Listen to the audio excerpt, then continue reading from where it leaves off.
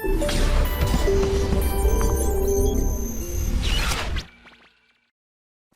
Students, आज की इस शॉर्ट क्लिप में we'll see a interesting topic that is how twins are form. Twins कैसे फॉर्म होते हैं उससे पहले हमें बेसिक कॉन्सेप्ट देखना पड़ेगा फर्टिलाइजेशन का। तो we know it very well कि मेल अपना गैमेट कंट्रीब्यूट करता है in the form of sperm and female अपना गैमेट कंट्रीब्यूट करती है इन द फॉर्म ऑफ ओवा।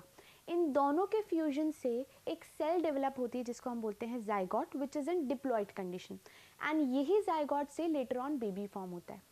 अब आते हैं हम ट्विन्स के कॉन्सेप्ट पे। ट्विन्स का कॉन्सेप्ट क्या होता है? इट इज़ बेसिकली जब मदर की बॉडी में एक ही टाइम पे दो बेबी एक साथ हो रहे हो, इस कॉन्सेप्ट को हम बोलते हैं ट्विनिंग। और जो दो बच्चे एक साथ होते हैं उन दोनों बच्चों को हम बोलते हैं ट्विन्स। अब ट्विन्स के कॉन्सेप्ट को ब्रॉडली हम दो टाइप में डिवाइड करते हैं। One is monozygotic twins and the second one is dizygotic twins.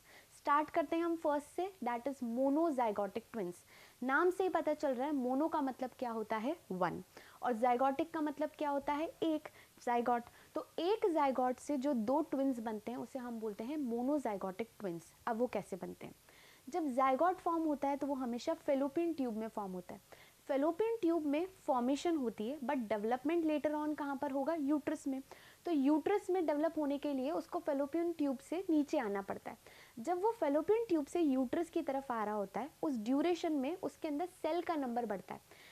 जैसे स्टार्ट करें अगर एक सेल से, तो एक सेल डिवाइड करते करते दो बनाएगी, 2 से 4 बनेंगे, 4 से 8, 8 to 16, ऐसे नंबर ऑफ सेल इंक्रीज होता जाता है। ये एक नॉर्मल कॉन्सेप्ट है। बट कभी कभी ट्विन्स के टाइम पर क्या होता है, जब सेल डिवाइड कर रही होती है तो इंटरनली सेल डिवाइड करती है बट एक ही सेल रहती है। इन शॉर्ट इसका मतलब हम ये माने कि एक बड़ी सी सेल का स्ट्रक्चर है, उसी में ही छोटी छोटी सेल्स फॉर्म होती जाती हैं। बट कभी कभी टिल 8 सेल स्टेज में वो दो सेल जो हैं एकदम अलग हो जाती हैं। इन शॉर्ट नॉर्मल कंडीशन में वो एक साथ ही रहेंगी बट कभी कभी वो क्या हो गई, एक दूसरे से बिल्कुल सेपरेट हो गई।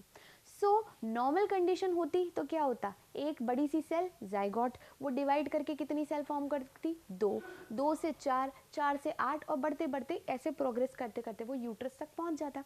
और इसी सिचुएशन में हम इसको क्या बोलने लग जाते हैं, एम्ब्रियो। बट यहाँ पे कुछ अनयूजुअल इफेक्ट हुआ जिसके चक्कर में ये एक सेल जो थी वो दो में डिवाइड हो गई। ठीक है, अब क्योंकि ये दो में डिवाइड हो गए तो हम इसे बोल सकते हैं कि ये दो एम्ब्रियो बन चुके हैं, क्योंकि दे हैव कैपेबिलिटी एक इंडिविजुअल बेबी फॉर्म करने की।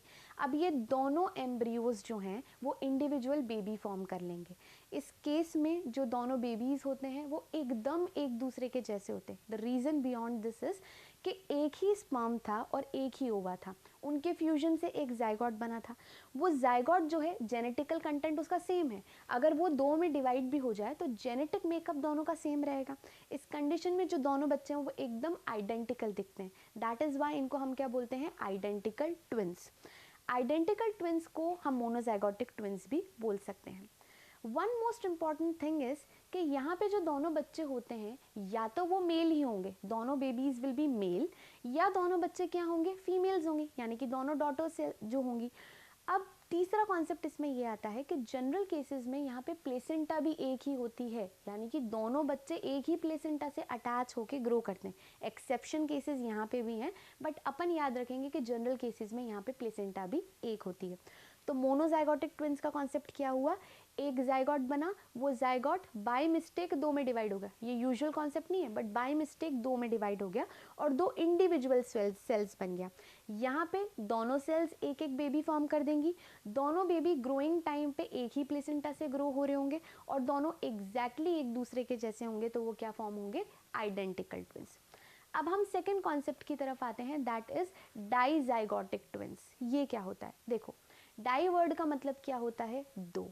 Zygotic that simply means zygote, तो दो जाइगोट फॉर्मेशन हो रहे हैं यहाँ पे। अब क्या होता है, नॉर्मल सिचुएशन में बॉडी ने काम डिवाइड कर रखा होता है फीमेल की, फीमेल के पास पेयर ऑफ ओवरी है, एक इस साइड एक इस साइड, बिल्कुल काम डिवाइडेड रहता है। एक मंथ में वी नो मेनिस्ट्रुअल साइकिल चलती है फीमेल्स में, तो एक मंथ में अगर लेफ्ट वाली ओवरी ने ओवम रिलीज किया है तो अनदर मंथ यानी कि उसके जस्ट नेक्स्ट वाले मंथ में मेनिस्ट्रुअल साइकिल के टाइम पे जो ओवरऑल ओवम कंट्रीब्यूट होगा वो सेकेंड ओवरी कंट्रीब्यूट करेगी। यानी कि एक बार इसका काम होगा, सेकेंड मंथ इसका काम होगा, फिर थर्ड मंथ ये काम करेगी, फोर्थ मंथ ये काम करेगी। तो इस तरीके से काम डिवाइडेड है। कभी कभी अनयूजुअली ऐसे इमेजिन करो कि दोनों ओवरीज से मिस्टेक हो गई और दोनों ने ही बाय मिस्टेक ओवम रिलीज कर दिया। ये भी अगेन कभी कभी ही होता है, this is also not a normal concept. तो दोनों ही ओवरी ने एक एक ओवम रिलीज कर दिया और दोनों ही ओवम फेलोपियन ट्यूब में। अब कॉपुलेशन होगा, definitely sperms will come. We know sperms ऊपर आते आते फेलोपियन ट्यूब के लेवल पे दोनों तरफ चले जाते हैं, कुछ इस तरफ चले जाते हैं फेलोपियन ट्यूब में, कुछ इस तरफ चले जाते हैं फेलोपियन ट्यूब में। नाउ दोनों साइड के स्पर्म्स बड़े लकी हैं बिकॉज दोनों साइड ही ओवा है, तो डेफिनेटली यहाँ पे जो एक ओवा है it will be fertilised by one sperm, दूसरी साइड जो ओवा है वो दूसरे स्पर्म से फर्टिलाइज हो जाएगा। तो एक ही टाइम पे दोनों फेलोपियन ट्यूब में एक एक जाइगोट फॉर्म होगा। अब देखो ये जो दोनों जाइगोट हैं डेफिनेटली इनको ग्रो करना है तो यूट्रस में आना पड़ेगा।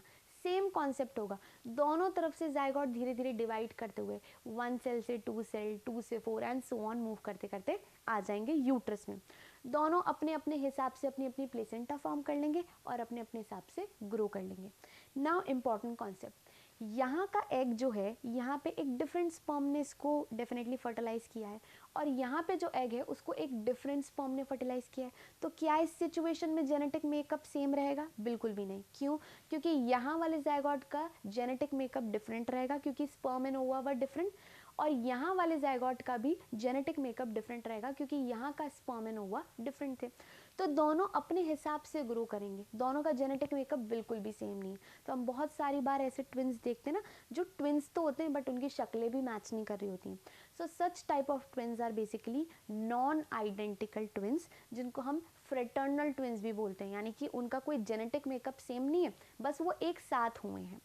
अब इस सिचुएशन में इंपॉर्टेंट बात ये है कि ये दोनों ट्विंस यानी कि जो नॉन आइडेंटिकल ट्विंस हैं ये दोनों बेबी बॉय भी हो सकते हैं, दोनों बेबी गर्ल भी हो सकती हैं, प्लस एक बॉय एंड एक गर्ल भी हो सकता है। क्यों? क्योंकि डेफिनेटली स्पर्म जो फर्टिलाइज कर रहे थे वो दोनों डिफरेंट थे। सो ये कॉन्सेप्ट हुआ डायजाइगोटिक ट्विंस का। अब हम मोनोजाइगोटिक ट्विंस के एक और एक्सेप्शनल केस को देखते हैं जिसको हम बोलते हैं कॉन्जॉइंट ट्विंस। अब ये क्या होता है? कभी कभी क्या होता है, सेल डिवाइड कर रही होती है। नॉर्मल कॉन्सेप्ट में मैंने बोला कि जो 8 सेल स्टेज है उसमें वो डिवाइड करके 2 इंडिविजुअल सेल बन गई। अब आप इमेजिन करो सेल डिवाइड हो रही है, ऐसे सेल डिवाइड करना स्टार्ट हो और डिवाइड करते करते किसी एक पॉइंट से जुड़ी रह गई। ठीक है, अगर ये दोनों ग्रो करेंगे तो ये एक इंडिविजुअल बेबी फॉर्म करेगा, ये एक इंडिविजुअल बेबी फॉर्म करेगा, बट दोनों के बीच में अटैचमेंट है। तो हमने कई बार सुना होगा दोनों बच्चे जो जुड़वा हैं वो जुड़े हुए हैं एक दूसरे से। किसी के कभी कभी मेजर बॉडी ऑर्गन्स भी जुड़े होते हैं, किसी का एक ही हार्ट होता है, किसी का ब्रेन एक दूसरे से अटैच है। तो ऐसी सीवियर कंडीशंस जो होती हैं, ये जो ट्विंस हैं इनको हम बोलते हैं कॉन्जॉइंट ट्विंस। एंड बहुत सारी केसेस में अगर इनका कोई मेजर ऑर्गन एक दूसरे से जुड़ा हुआ होता है तो इनकी डेथ भी हो जाती है because definitely we can not separate them out. So ये कॉन्सेप्ट है हमारे ट्विंस का। आई होप आपने इस वीडियो को एंजॉय किया होगा। Thank you for watching this video.